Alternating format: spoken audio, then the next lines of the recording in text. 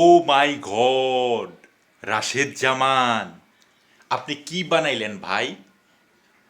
এথেনাকে নিয়ে বিয়ের আগেই বাচ্চা, আবার নাম দিছেন কিশোরী মা।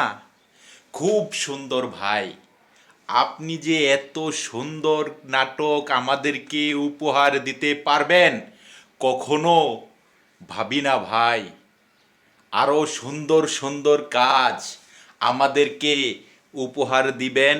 আমরা অপেক্ষায় থাকলাম কিশোরী মা 2 দেখার জন্য।